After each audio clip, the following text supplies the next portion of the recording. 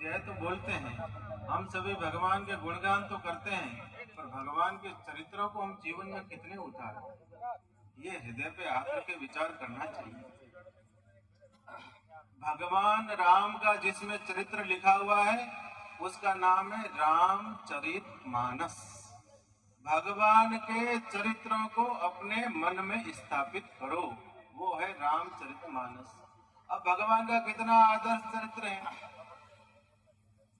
भगवान का आदर्श चरित्र है। भगवान ने सारी मर्यादाओं का पालन किया, कहीं भी भगवान ने एक भी मर्यादा का उल्लंघन नहीं किया, इसलिए भगवान मर्यादा पुरुषोत्तम कहलाए। बहुत सारे लोग भगवान मर्यादा पुरुषोत्तम क्यों है, उन्होंने ऐसा किया इसलिए मर्यादा पुरुषोत्तम नहीं।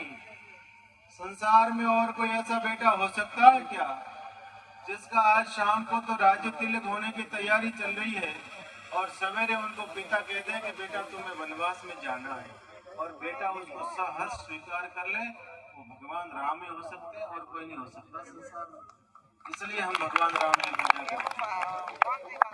महाराज, भगवान राम ने जो पुत्र का धर्म निभाया, ऐसा हम सबको बेटा बन के अपना पुत्र का धर्म निभाना चाहिए। भगवान राम ने पति बन के जो धर्म निभाया, ऐसा आप सबको पति बन के अपना धर्म निभाना चाहिए। भगवान राम ने एक राजा बन के जो धर्म निभाया, वो धर्म हम सबको निभाना चाहिए। भगवान राम ने भाई बन के जो धर्म निभाया, वो हम सबको भाई बन के वो धर्म निभाना चाहिए। और कई लोग कह रहे भगवान राम को तो माता कैकेयी को सब गालियां बोलते हैं, क्योंकि आज तक संसार में किसी ने कैकेयी नाम नहीं रखना, अपनी बेटी का नहीं रखा।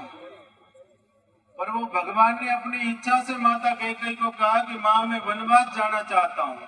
तो कि बेटा तुम वनवास क्यों जाना चाहते हो? तो बोले कि वनवास नहीं जाऊंगा तो बहुत सारे कार्य नहीं होंगे जो मैं करना चाहता हूँ, तो अबजस आप लीजिएगा, मैं वनवास जाऊंगा। माता कैकेयी ने अबजस लिया और भगवान राम को वन जाने के लिए कहा। क्या भगवान राम वन में न जाते तो क्या बानर भालुओं को अपने गले लगा सकते हैं? अगर भगवान राम वन में न जाते तो क्या निषाद राज को गले लगा सकते हैं? भगवान राम वन में न जाते तो क्या विभीषण जी को गले लगा सकते हैं? भगवान राम के वन का भाग आप निकाल दो तो फिर रहता ही क्या है?